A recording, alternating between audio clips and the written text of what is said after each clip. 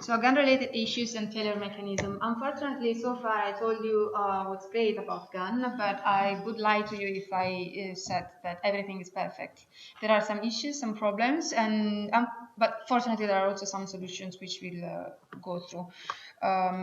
Here there are some of the main ones in terms of problems.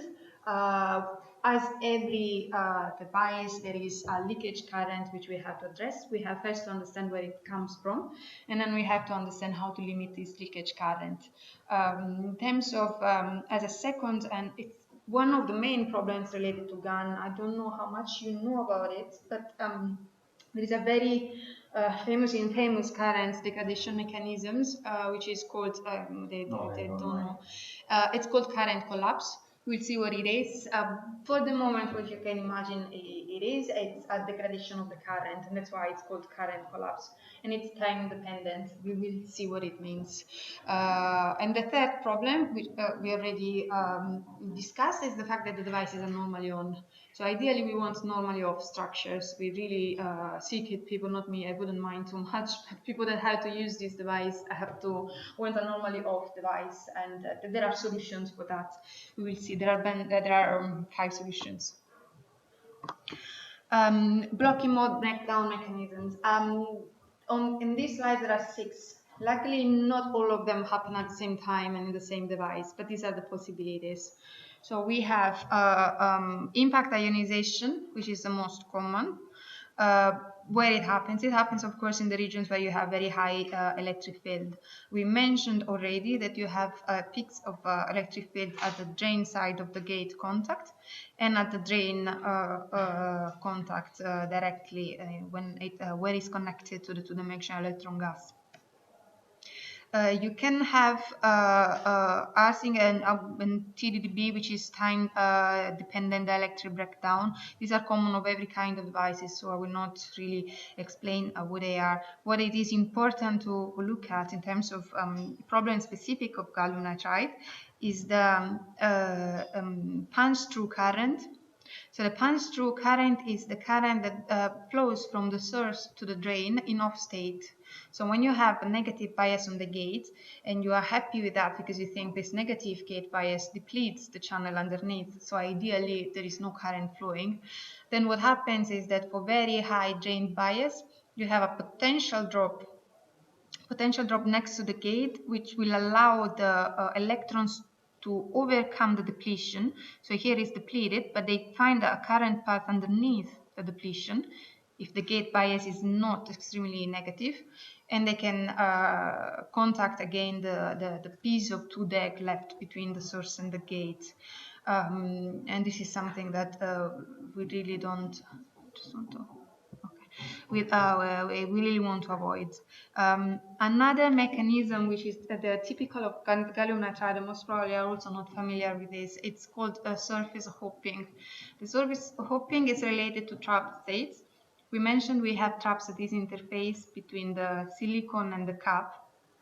So imagine that there are carriers just jumping or hopping, as the word says, from one trap state to another within the band gap. So we're not talking about movement of electrons in the conduction band, but we're talking about movement of the electrons within the band gap, so at the energy levels of the trap states. And this can create a current path all the way from the gate to the drain that we have to avoid in order to avoid very high leakage current. Another possible source of leakage current is the vertical leakage from the drain to the substrate. In this case, an important role is played by the buffer layer and how thick it is, that layer. In general, we can have 3 kinds of currents, and they are highlighted here. The gate to drain, so current just from here to the drain, and this is the reason why we have the cap layer. If you have it, the gate to drain current, so electrons going from the 2DEG here all the way to the gate. The amount of electrons is reduced, and therefore the leakage current is reduced if you have a cap layer. The other current path is the source to drain, which is called punch-through.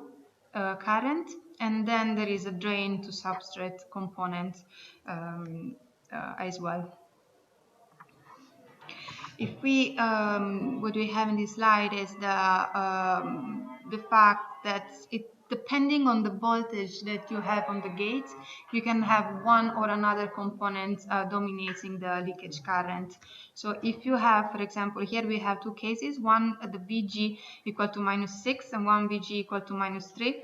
So you have, in the case of lower in absolute value gate voltage, you have that the source, the gate current is actually equal to the drain current, so it's mainly drain to gate current, and you have an increase in here of source current. So drain and source current are for higher drain biases are overlapping almost. While if you have a very negative gate bias, which is the case of the left-hand side picture, you have that the gate current is quite high.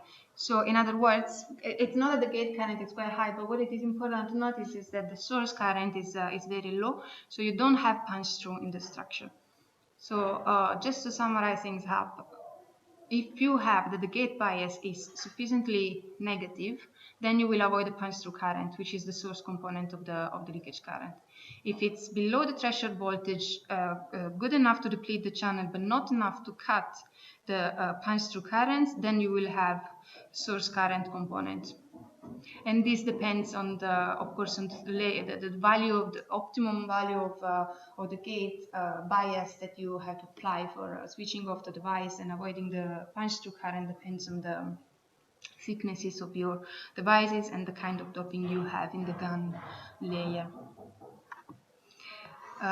In terms of impact ionization, this is something you should be familiar with in general. It's a mechanism. It works exactly as in other power devices, and the techniques to improve the breakdown are, of course, field plate and doping optimization. Ionization is from drain to substrate. Yes, it's in most of the cases it happens first here, but it's not high enough to create a leakage current path. And while here, if it happens when the 2-deg is still present, then it's very easy to create the current path. And you can actually create a current path from the drain to the substrate. Also. Yeah, which is quite dangerous in terms of amount of leakage you can have, especially because you have other interfaces between the buffer layer and the substrate, where there is another two-dimensional electron gas in most of the cases. To that one. Exactly. Yeah, because you have aluminum nitride on top of silicon, and again, because of the difference in polarization, you create a two-dimensional electron gas there. So you have another path. If you connect to that one, you get a lot of current. Yes. The punch-through, we discussed it already. It's the leakage path from the source to the drain when the gate bias is not enough negative. It depends, it has a negative temperature coefficient, and the technique to improve it, and now I can finally mention the fact that we do include doping into this structure, and the main reason why we included doping is to avoid this punch-through leakage current. It's a p-type doping because we had to cut the path for electrons to go from the source to the drain, and it's typically iron or carbon introduced as a p-type doping. Unfortunately, this kind of doping doesn't act as nicely as for silicon because it introduces defects in the structure.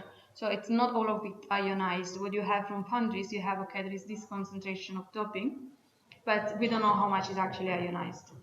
And how much contributes to the doping depends on the electric field and therefore on the voltage you are applying. And this is one of the main issues, but you have to include it, because if you don't include it, then as soon as you apply even 10 volts on the drain, you have source to drain punch-through current. The vertical leakage depends on the wafer and on the the substrate mainly, of course also on the doping profile. And what you can see here in this plot is that the thickness of the buffer layer affects the amount of vertical leakage and therefore the voltage at which you have the breakdown. So the thicker the buffer, here is a case of 4 micrometers, the thicker the buffer, the higher the breakdown. Ways to improve the breakdown, this kind of breakdown, the vertical one, is to increase the buffer thicknesses, as we mentioned, and of course improve the gallium nitride layer quality, which unfortunately does not depend on us, but on people fabricating these devices. So we have now to spend a bit of time on the something which is important to know regarding gallium nitride, which is what I was mentioning before, the current degradation mechanism. What is the current collapse? As I mentioned already, is a reduction of the current. So let's try to understand in which conditions it happens. So imagine we have our device, everything works fine, it's the one we like, we bought it to build a circuit around it and make the most out of it. We measure it, we measure INIDDD, so the output characteristics of these devices. And then after we measured it, we apply high voltage on the device, which in other words means the device goes in off state, because we are switching it on and off in most of the applications. So we apply high voltage, and then after that we want to measure it again. We want to see what has happened to the device. Reliable devices usually just show the same characteristics you had before you applied the stress. What happens in gallium nitride, and what was typical especially of the first devices, now the situation is improved. Luckily, what happens is that the current you measure after you have applied high voltage stress is lower than the one you measured as a first measurement on a fresh device. And of course, you might imagine that this is clearly not a situation which you like, because in the moment you sell a device or you buy a device, you don't want to say, okay, the current goes from 10 to 20 amps according to when you measure it. It has to be a valid range and a fixed range in time. So this kind of mechanism is called current collapse, but also dynamic on resistance. The reason why it's called dynamic on resistance is because you see these degradation mechanisms into 2 different regions of the output characteristic. One is in the saturation region, in which you have a reduction of the current. Another one is in the linear region, in which you have an increase of the resistance. So before stress, you have the blue line, the blue characteristics. After stress, the red one. You can see reduction in the current and increase in the resistance. So recently, the most popular name is actually dynamic onset resistance, because this is what most of the people care about, what's happening to the resistance after you apply the stress. One way to look at it, some people look at the current collapse as variation of the knee voltage, because in the knee voltage there is information regarding both the saturation current and the on-state resistance. But to be honest, there are mechanisms which affect the saturation current, and others will affect the on-state resistance. So it's not the best way to look at it by looking at the knee voltage. In general, it's better to distinguish between what's happening in the current here and what's happening in the on-state resistance in the linear region. Why it is happening? It's quite easy to see, if you don't want to go too much into details, by looking at the fact that these layers of GaN are not pure. There are defects and traps, which is a synonym of defects. These traps are located in some cases at the surface. You might have some traps located next to the gate, for example. What happens is that imagine you have these traps which get ionized with electric field. So you have your device on, you measure it, you have the blue lines we have seen before, very nice and clean. Then we apply the high voltage stress, and these traps get ionized. What does it mean? That they capture electrons. So they capture electrons and they keep the electrons because there is a time associated to this capture and emission of the electrons according to how deep these traps are in the conduction band. Let's assume it takes some time for these traps to release the electrons. If we measure again the characteristics before these traps have had the time to release the electrons, then what you have, region of negative charge just next to the gate, in a biased condition in which you are measuring again your own state characteristics. So you have again 0 on the gate. Let's assume this is a normally on device, 0 on the gate, and you want to apply a positive drain bias to measure IDVD, but you have a region of negatively charged region. This negative charge will deplete the 2 deck beneath it, exactly as negatively biased gate will do. And this is why it's called virtual gate effect. This is a very famous way to address this explanation, because effectively, not even if you don't have negative bias applied on the gate, you have this negative charge which depletes the 2 deck underneath and therefore increases the on-state resistance because you have simply less electrons in the channel. And the more time you wait, and this is something, at least something nice, it's not a disruptive mechanism, which means that if you wait enough time, which could be even a few minutes, not too long, a few minutes in high frequency, yeah, it's quite long, but the device goes back to fresh state. If you don't break it, you can use it again to measure it and try to understand why it's happening. That's the nice thing. Another possible explanation is that exactly the same thing happens, but in a buffer. So if you have traps in the GaN buffer, for example, or in the ALGAN as well, you might have that during the off-state stress. So when you have high voltage on the drain, you have electrons trapped in the GaN, and again, this negatively charged region will deplete the 2 deg above it in this case and increase the on-state resistance. So it's in other words, it's a mechanism which depends on the properties of the how pure the GaN is, how many defects you have, but also on the doping you are introducing. Because we mentioned that we have P-type doping, and we mentioned that this P-type doping is not all ionized. So how much you have ionized depends on the potential you have and on the drain bias. In principle, this can be solved if a very good material is available. Yes, and this is the direction. The good direction is going to people working in not inequality. Impact ionization, you cannot avoid impact ionization. There is a fundamental link there. Yes and no. It depends. If you have a very bad piece of GaN, then there is nothing you can do, and that was the case at the very beginning of the research in GaN. But if you have something that gets ionized with electric field and you know where it is happening, then you can design field plates that avoid the electric field to reach values that would ionize those traps. But you need to have a relatively good gallium nitride layer, and this is what we have at the moment, and that's why devices are being commercialized at the moment, because they managed to sort out some of the issues they had with the quality of the GaN. Just to mention, where are these traps coming from? And this is actually in line with the question Professor Napoli was asking. So you can have two ways of looking at it. One is these traps are related to the quality of the layers. So they're already present in the structure. When you apply the stress, they simply get ionized. Another possible explanation of this presence of traps is that they are generated by the so-called inverse piezoelectric effect. So what it means is that it's just exactly the opposite of what you've seen at the beginning that creates the polarization charge. It's what we have in this case. We start from a high electric field. Because it's a piezoelectric material, we create these traps given by the strain of the created in the layers.